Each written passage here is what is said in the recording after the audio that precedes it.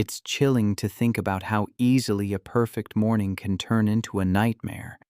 I've read the reports, the details lingering in my mind. Anthony White, a marine biology student, knew the risks, researched the surf spots, and still, he ignored the warning signs. He dismissed the nearby seal rookery, the strange silence in the water. Then, from the depths, the great white rose. The summer of 2014 brought ideal weather to Surf Beach, California. Sunshine streamed through the morning mist, painting the glassy ocean surface with gold. 22-year-old Anthony White, a California marine biology student, embodied the surfing spirit. Friends knew him as a fearless adventurer with a deep respect for the ocean. He was known for his infectious enthusiasm, often seeking out remote breaks, yet he was methodical, always researching surf spots and ocean conditions before paddling out. He'd spent weeks planning this solo dawn patrol session, a perfect blend of surfing and marine biology. Arriving at Surf Beach as the sun rose, he spent an hour checking conditions and waxing his board at the remote location. He was restless, telling other early morning surfers that the best waves were beyond the crowded areas, even though they were near the massive seal rookery at Point Conception. That fateful morning, Anthony set out early, carrying his 6'2" shortboard and minimal safety gear. He signed the beach access log, indicating he planned to surf the main break.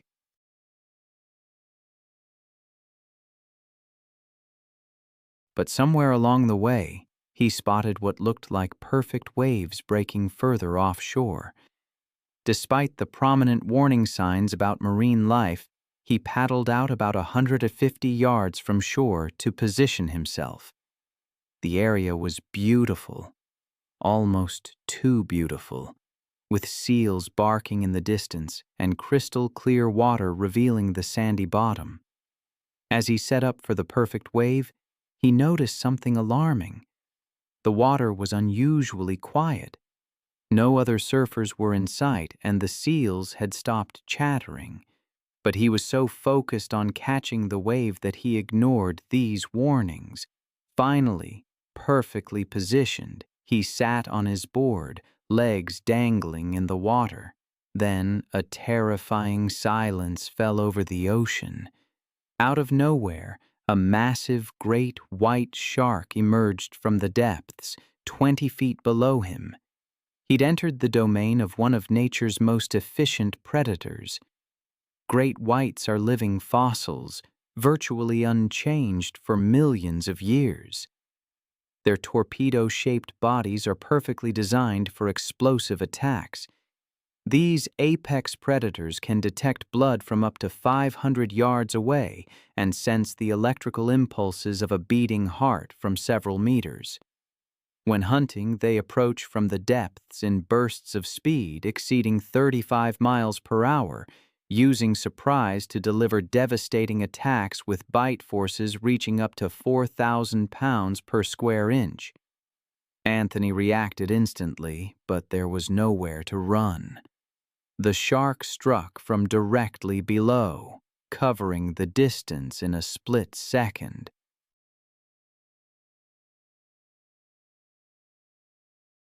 He saw the shark's massive form just before impact. The attack was so explosive that both he and his surfboard were launched into the air. His screams cut through the morning silence as the shark's jaws clamped down on his torso. He fought desperately, punching at the predator's snout as it held him in its powerful grip, its massive head shaking violently as razor-sharp teeth sliced through flesh and bone. The great white released him after several seconds, typical behavior when encountering unfamiliar prey. But the damage was catastrophic. Blood immediately clouded the pristine water. Despite his severe injuries, Anthony began paddling frantically toward shore on his damaged board. The shark circled below, following the blood trail but maintaining its distance, waiting to see if this strange prey would weaken enough to approach safely. He managed to cover nearly half the distance to shore, his movements becoming weaker and more erratic as blood loss and shock overwhelmed him. A jogger on the beach heard his desperate screams and called for help, but the remote location meant rescue was still minutes away. By the time lifeguards arrived, Anthony had disappeared beneath the surface, the ocean swallowing him whole. 2 hours later, his mangled surfboard washed ashore, bearing the unmistakable crescent-shaped bite marks of a great white shark. The massive gouges told the story of an encounter with one of nature's most efficient predators.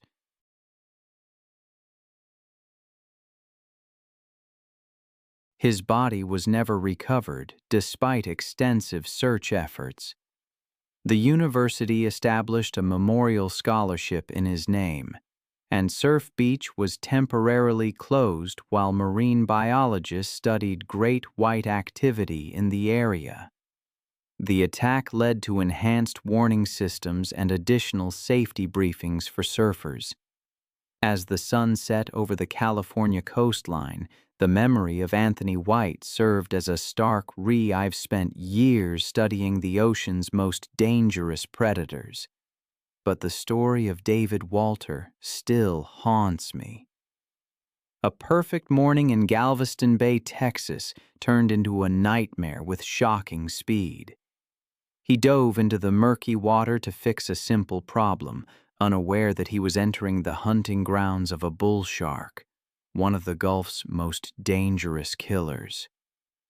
The morning of September 3, 2015, dawned with perfect conditions in Galveston Bay. The sky was a brilliant blue canvas stretching over the famous Gulf Coast, with just enough offshore breeze to create ideal fishing conditions. David Walter, a 26-year-old charter fishing entrepreneur, couldn't have asked for better weather to take 4 tourists from Dallas on their dream fishing trip. He was the embodiment of the American dream, a first-generation immigrant who had built his business from nothing. His clients loved his enthusiasm and his knack for finding fish in any conditions.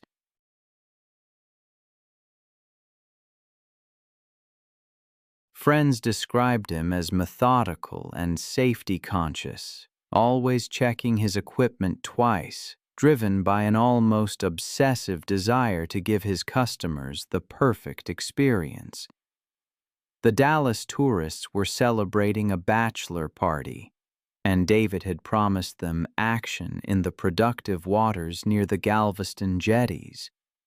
They had spent their first few hours on the water, pulling in red snapper and speckled trout, David expertly managing the boat as the cooler filled with their catch. He navigated to his favorite spot, just 1 mile offshore, where the depth dropped to 25 feet, attracting schools of bait fish and the predators that hunted them. The tourists were having the time of their lives, already talking about booking another trip. But as they prepared to move to a new location for the afternoon bite, disaster struck. The boat's engine coughed, sputtered, and died completely, leaving them drifting in the strong Gulf current toward the busy shipping channel. David immediately diagnosed the problem: a clogged fuel filter, which should have been a simple fix. But as he worked on the engine, the boat's anchor began dragging in the powerful current. The situation was becoming dangerous, and David knew he had to act fast. Local charter captains had warned about recent unusual activity in the area, but such warnings were common in Texas waters. The water had been murky since recent storms, making it harder to see what might be lurking beneath the surface.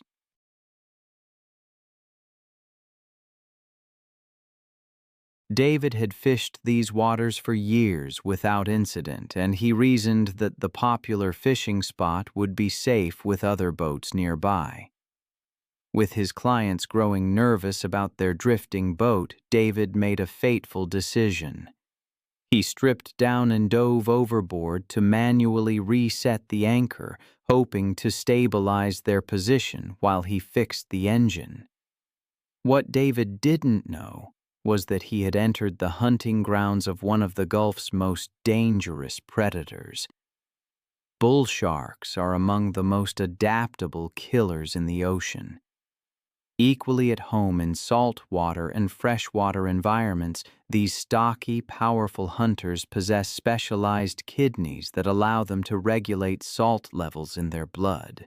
This enables them to swim far up rivers and into freshwater lakes where other sharks cannot survive. This unique adaptation means bull sharks can appear virtually anywhere there's water, from the open ocean to golf course ponds miles inland. Their aggressive temperament and willingness to investigate anything in their territory makes them responsible for more unprovoked attacks on humans than any other species except great whites. With a bite force of 1,350 EBs per square inch and electroreceptors that can detect electrical fields from several meters away, bull sharks employ a relentless bite and release pattern, striking multiple times with the tenacity of a pit bull until their prey stops moving.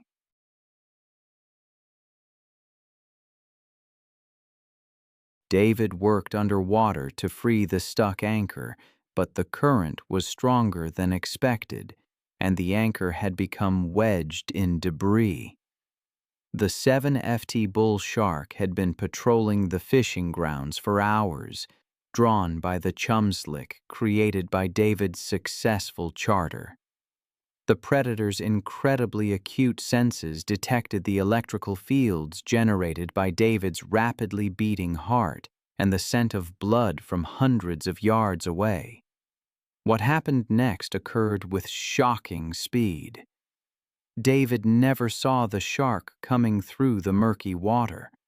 The bull shark struck from behind, its massive jaws clamping down on his leg with crushing force, before immediately releasing and circling for another attack. The impact was so violent that David's clients heard his muffled scream through the water. David fought desperately to reach the surface, but the bull shark continued its relentless assault. True to their species' aggressive nature, the predator struck again and again, each bite tearing away more flesh. The shark's persistence was as terrifying. Once committed to an attack, bull sharks rarely give up, continuing until their prey stops moving. The multiple attacks created a feeding frenzy mentality, and the murky water became a churning mass of blood and violence. David's clients watched in horror as the water around their boat turned red.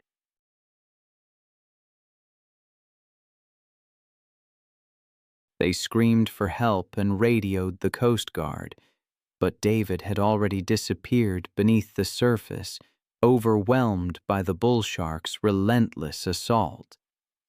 The Coast Guard arrived nearly an hour later, finding only David's torn shorts floating in blood-stained water. The bull shark had vanished into the murky depths, leaving behind only traumatic memories for 4 witnesses. There are stories that haunt me, tales where paradise turns into a hunting ground. I remember reading about a fisherman in Hawaii, a place of such beauty, who encountered a predator unlike any other.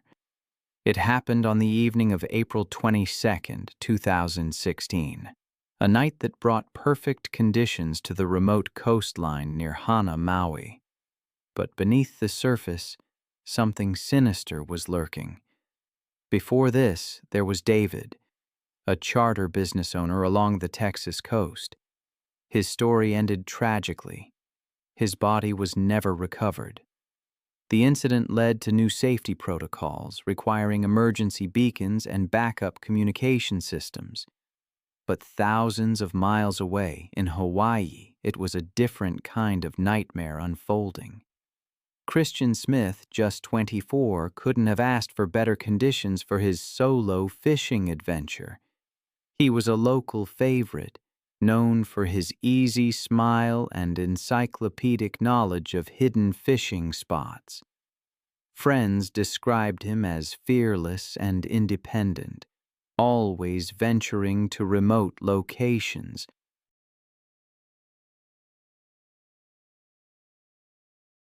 That evening, he loaded his truck with heavy tackle, designed for the large predatory fish that hunted Hawaiian waters after dark.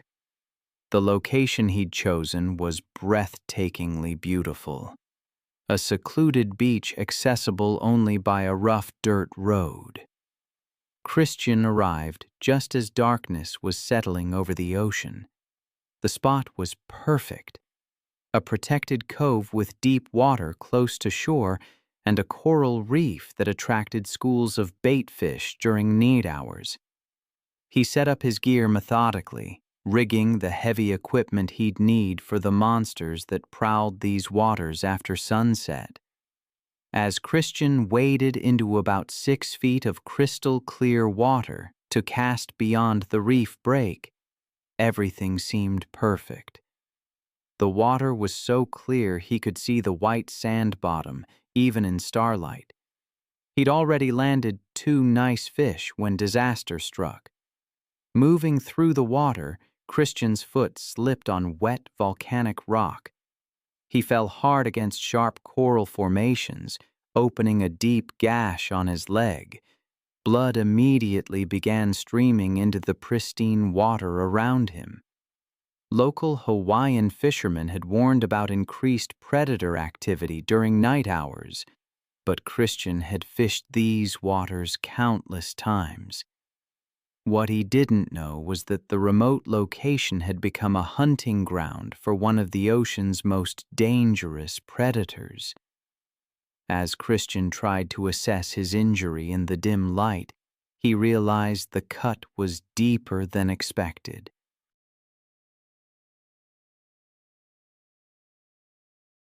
His splashing and the metallic scent of blood created the perfect storm of stimuli that trigger a predator's hunting instincts. Unknown to Christian, he had attracted the attention of Hawaii's apex predator, the tiger shark.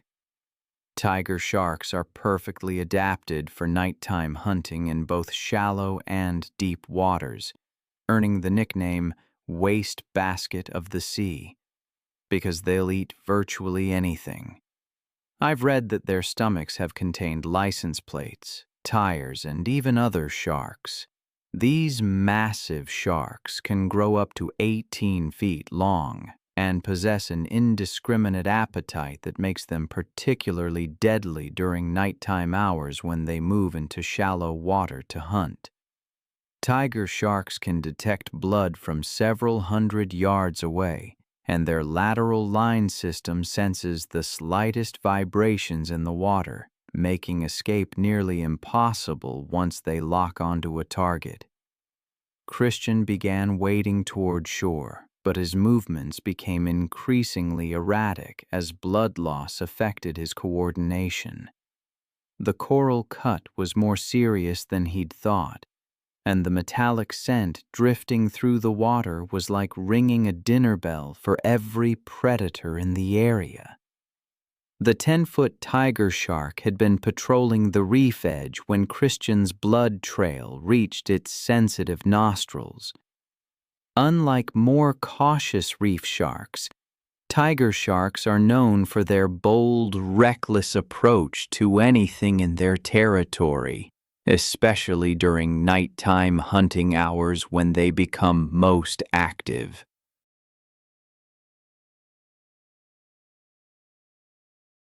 Christian never saw death coming through the dark water. The attack was sudden and devastating. The tiger shark struck from the side, its massive jaws clamping down on his injured leg with crushing force. The impact knocked Christian off his feet, sending him tumbling in the deeper water. The predator's attack was relentless and indiscriminate. Tiger sharks are known for their tenacious grip, often holding prey while using their muscular bodies to roll and tear. The shark maintained its grip while striking with its powerful tail, creating a whirlpool of violence. What makes tiger shark attacks particularly horrific is their feeding behavior. Once they taste blood, they enter a feeding frenzy, biting repeatedly until prey stops moving. Christian fought desperately, but the predator's grip was unbreakable, and each movement only intensified the attack. I've seen the pictures of Christian's truck still parked at the end of that dirt road in Hawaii. His fishing gear lay untouched on the beach, but he was gone, vanished into the very waters he loved. The ocean, so often a source of joy, had claimed him. His disappearance launched a massive search. Helicopters scanned the coastline and hundreds of volunteers combed the beaches. 4 days later, they found his body 8 miles away. The Hawaiian community held a traditional blessing ceremony. His colleagues at the surf shop created a memorial fund for ocean safety education.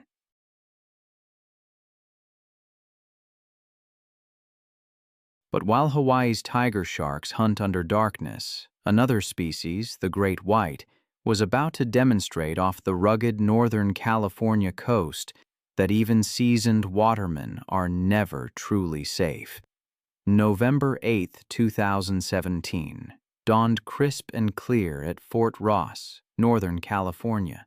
The morning fog lifted, revealing that dramatic coastline where Pacific swells crashed against ancient sea stacks. For Ryan Walsh, 29, it was perfect diving weather. Calm seas and good visibility promised a profitable day, harvesting abalone, prized mollusks commanding top dollar in the finest restaurants. Ryan was the embodiment of a commercial abalone diver.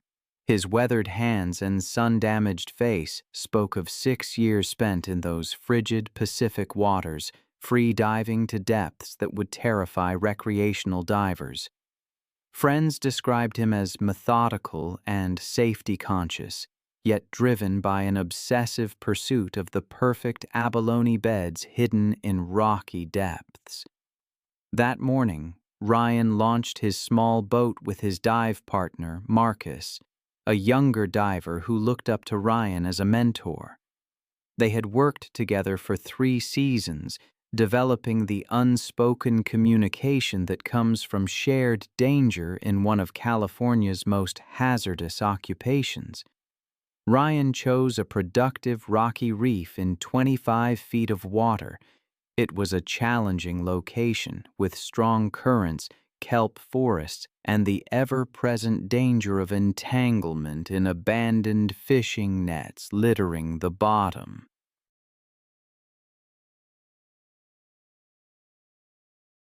As Ryan suited up in his thick wetsuit, he felt the familiar mixture of excitement and apprehension. The water temperature was a bone-chilling 55 degrees, but he'd built up a tolerance over years of expo.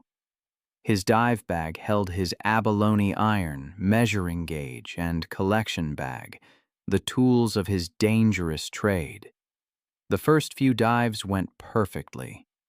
Ryan descended through the kelp canopy to the rocky bottom, where clusters of red abalone clung like living jewels. His experienced eye identified the legal specimens, and his practiced hands pried them loose with surgical precision. But on his 7th dive, disaster struck. Working to free a particularly large abalone, Ryan's fin became entangled in abandoned fishing nets. the nearly invisible monofilament wrapped around his leg like a spider's web, holding him against the rocky bottom as his air supply ran dangerously low. After a desperate struggle, Ryan managed to cut through enough netting to break free. He made an emergency ascent, lungs burning as he fought through the kelp toward sunlight. When he finally surfaced, he was exhausted, disoriented, and dangerously far from his boat.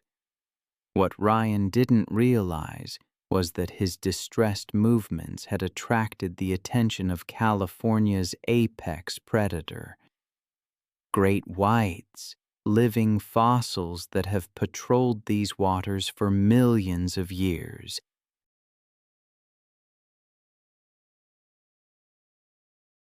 Perfectly adapted to hunt in the kelp forests where seals and sea lions congregate, these massive sharks typically reach 12 to 16 feet and can weigh over 3,000 pounds. Their torpedo-shaped bodies are capable of explosive bursts exceeding 35 miles per hour, launching them completely from the water. Their incredible sensory system allows them to detect electrical fields from several meters away and track blood trails from a 500-yard distance. During autumn, mature great whites patrol northern California in greater numbers, following the migration patterns of their preferred prey. These sharks are incredibly intelligent, capable of learning and adapting hunting strategies, making them unpredictable and extremely dangerous to humans who venture into their territory.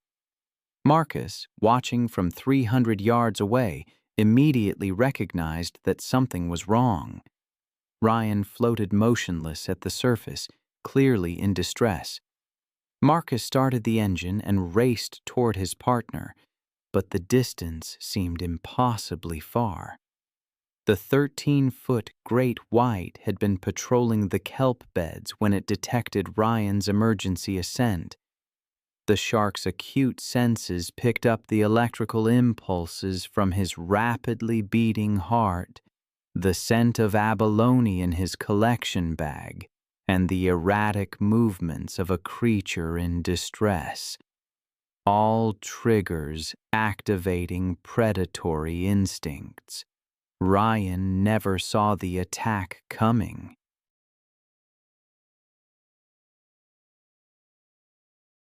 The great white struck from below with devastating force, its massive jaws clamping down on his torso with a bite force reaching 4,000 pounds per square inch, slicing through his wetsuit and into vital organs.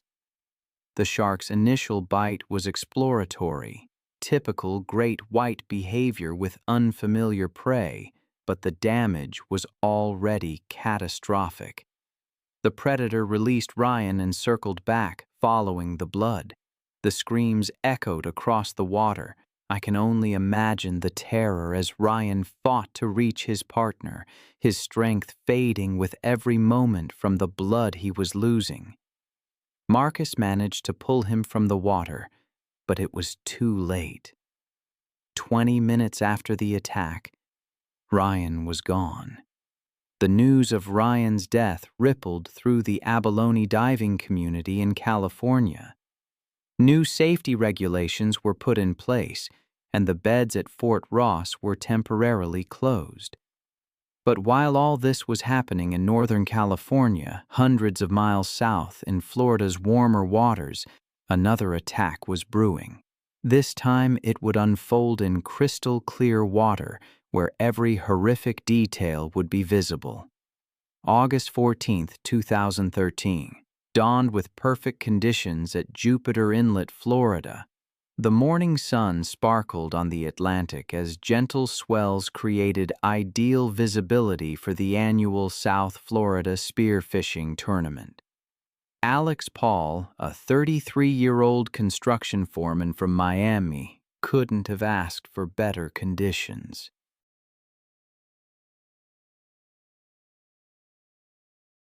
He was a passionate spear fisherman, spending weekends free diving, honing his breath-holding abilities, and perfecting his aim. That morning, Alex joined 40 other competitors at the tournament briefing. The target species included cobia, kingfish, and grouper. Alex had scouted extensively and identified promising spots. As the competition began at sunrise, Alex and his dive buddy Carlos headed to a productive reef in 30 feet of water. The water was exceptionally clear, with 80-foot visibility. For 2 hours, Alex had moderate success, but as the morning progressed, he became focused on finding a trophy fish. Then he spotted it, a massive cobia cruising the reef edge. It was magnificent, easily 50 low Bs and worth maximum tournament points. He hyperventilated to extend his bottom time, then dove to intercept the fish. His shot was perfect, striking just behind the gills, but the wounded fish immediately took off for deeper water. In the excitement of the moment, Alex became separated from Carlos and the other divers, finding himself alone in an isolated section of the reef. The wounded cobia's struggle created a significant blood trail as Alex fought to control the powerful fish. When he finally surfaced with his prize, he was bleeding from cuts and exhausted. The combination of fish blood and human blood, along with the continued struggles of the dying cobia, created the perfect stimuli, triggering the predatory instincts of every shark in the vicinity.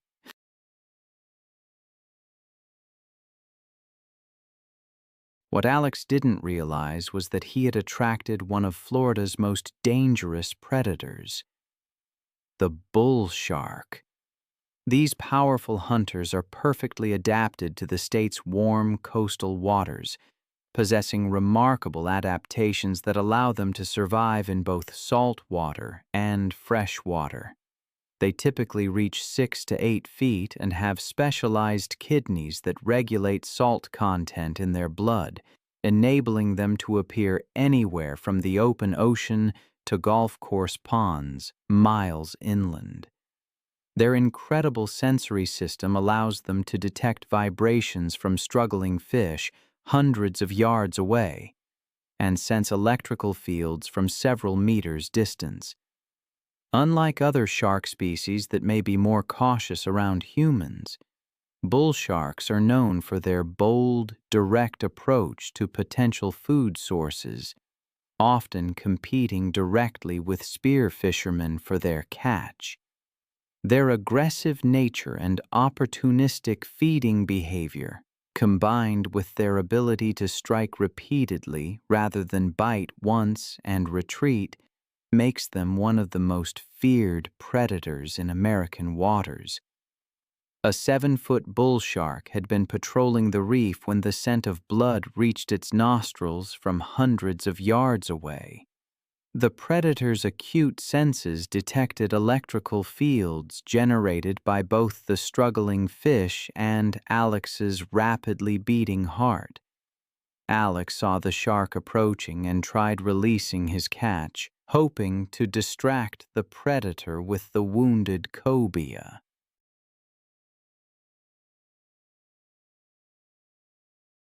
But bull sharks are opportunistic feeders with insatiable appetites, and multiple potential prey items only intensified their aggressive behavior.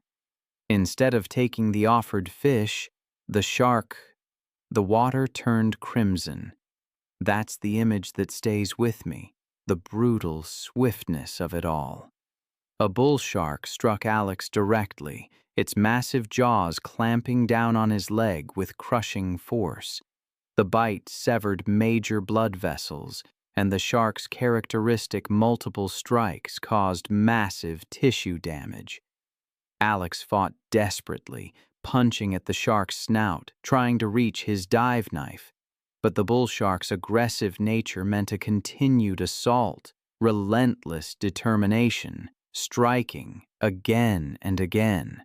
Other tournament divers, alerted by the commotion and the spreading blood slick, raced toward Alex's location. They found him floating unconsciously, his spear gun and the wounded cobia drifting nearby. The bull shark had vanished, leaving only devastating evidence of its attack. Despite immediate first aid and a Coast Guard helicopter evacuation, Alex died from massive blood loss during the 40-minute flight to the trauma center. The tournament was canceled, and the spear fishing community mourned one of their most respected members. Alex's death, as these tragedies often do, led to enhanced safety protocols in tournaments. New requirements mandated closer proximity to dive buddies, and organizers began providing emergency response training.